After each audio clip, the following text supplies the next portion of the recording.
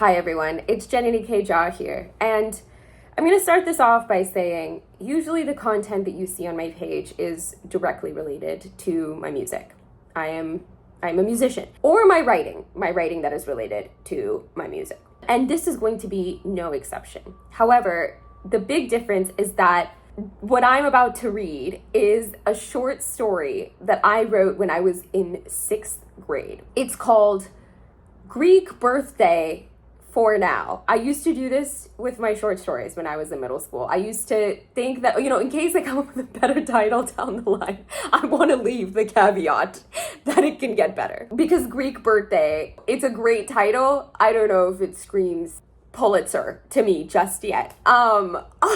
Sorry. I have literally not read this since I was in 6th grade. Basically, I found this while doing a deep dive of my old Google Drive. I was clearing it out. I found this and I skimmed the first page and I realized that I wrote the entire story from the perspective of Aphrodite, the Greek goddess of love and beauty. I thought it was funny and pertinent and topical because I play now Aphrodite in the incredible musical epic, The Musical. So there was some kismet here, right? There's something going on. And I thought for the entertainment of you all, but mostly myself, because I don't know how many people are gonna watch this, I would read this story for the first time and react to it live with you all.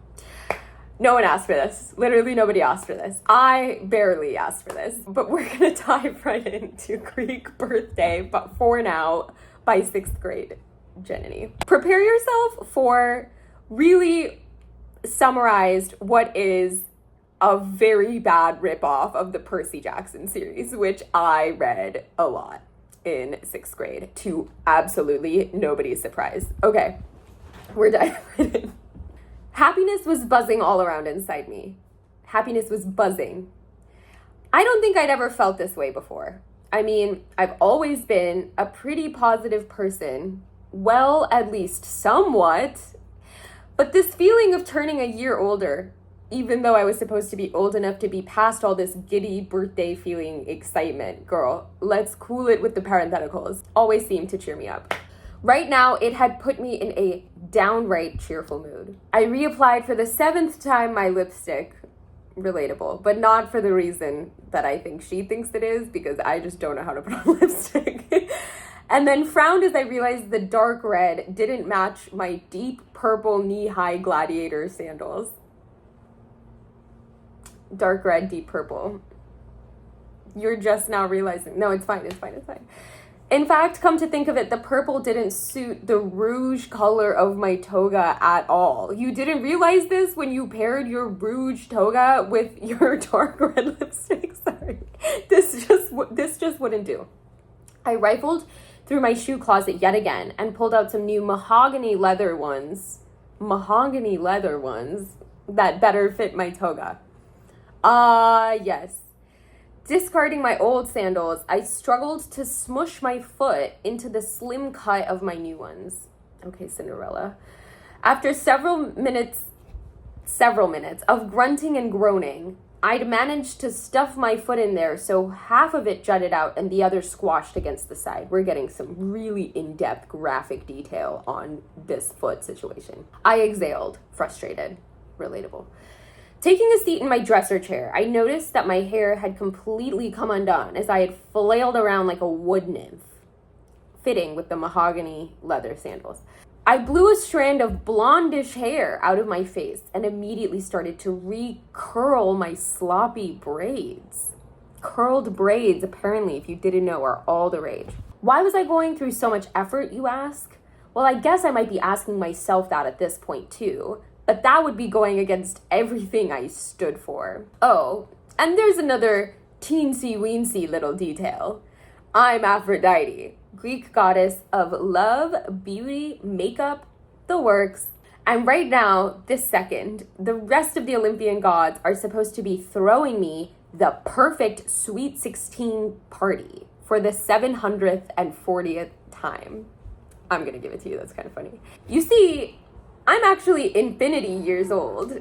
Yeah, but you would never guess by looking at me. Even in my oldest form, people say I don't look a day over 20.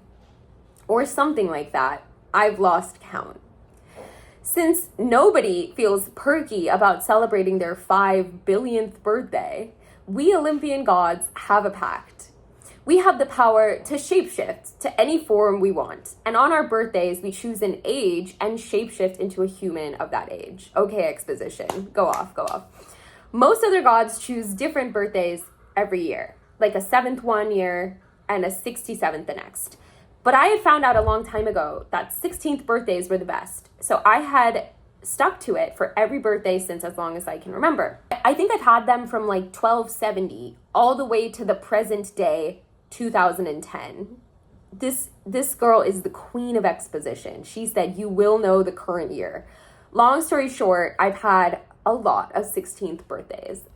But now I was going to be late to my own party. How embarrassing was that? I sighed and picked up my purple gladiators. These would just have to do for now. Slipping my feet into them as I raced down the hallway, I thought about what the others had done for my party this year. Maybe we would play Pin the Vulture on the Prometheus. That's pretty funny. Good, sorry. I should not be laughing this hard. Or hide and seek across the world. I was just so excited. I raced into room 3E of the Olympus State Apartments where me and the other gods lived. It was high and secluded by the fact that you had to have immortal blood to live here. 3E was the party room, but as I pushed open the grand oak doors, you never would have guessed.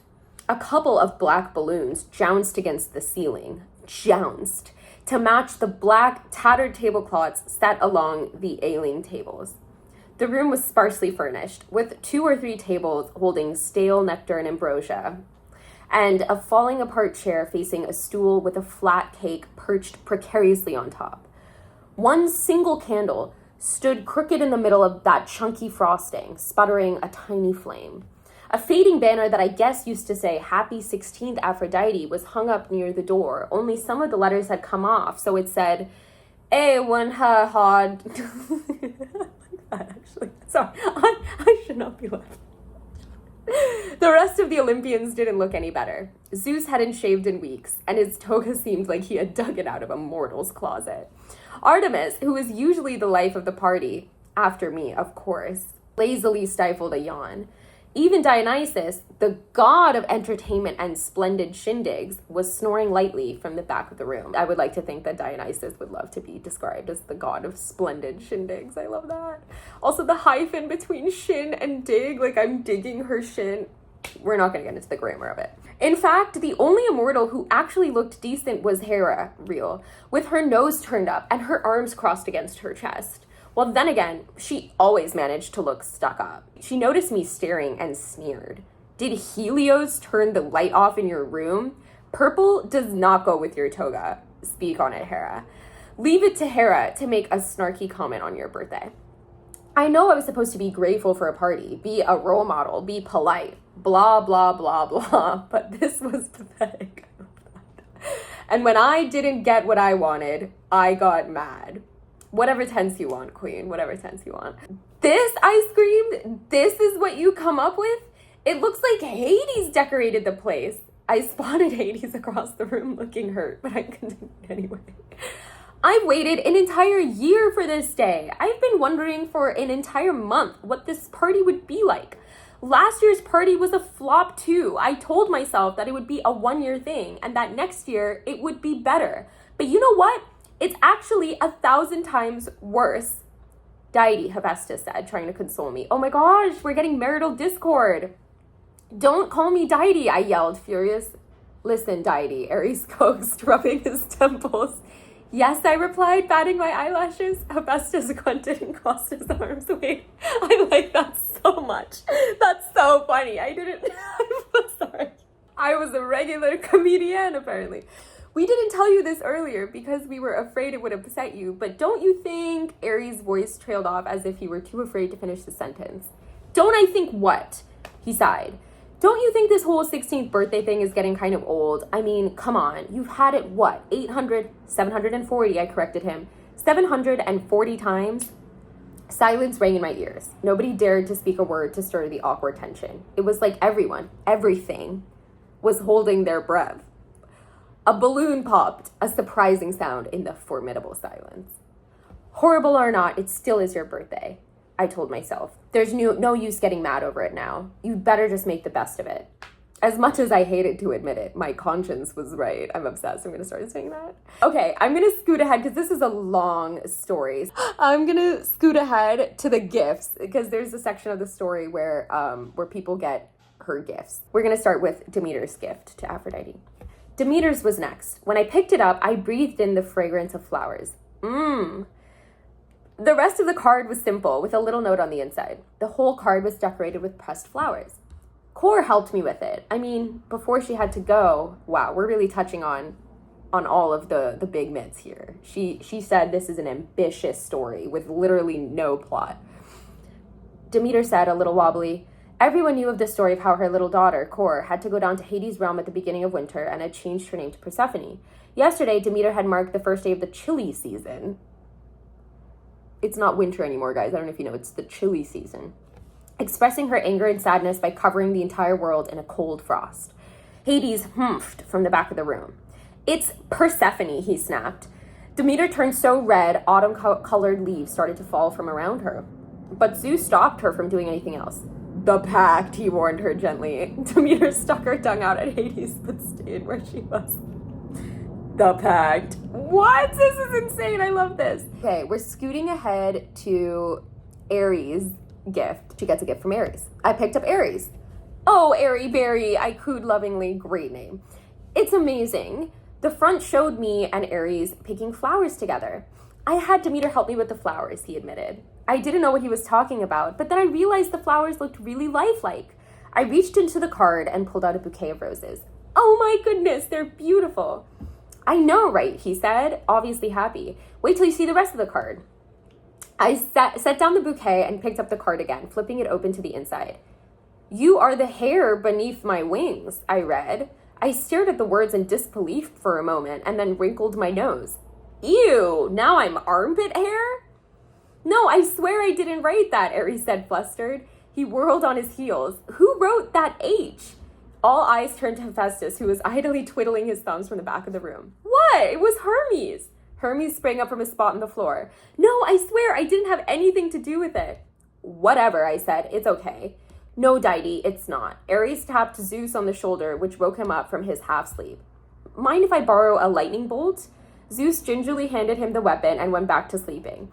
Ares shot the bolt at the card, leaving a smoldering, charred, burnt black hole where the H had been.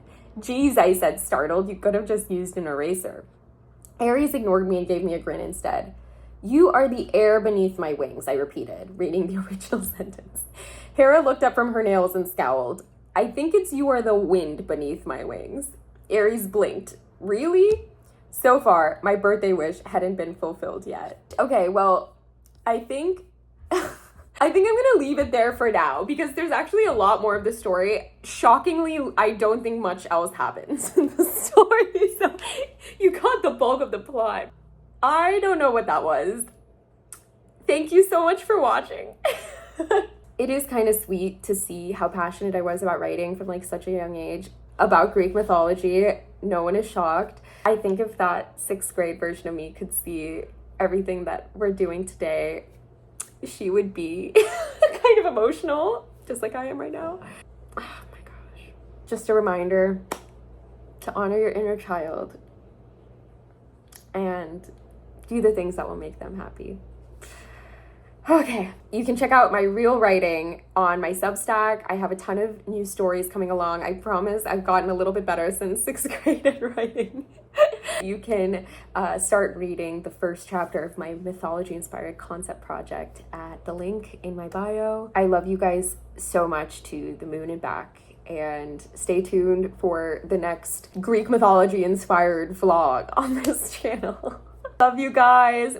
Thank you for being here, and I'll see you very soon. Thanks for reading.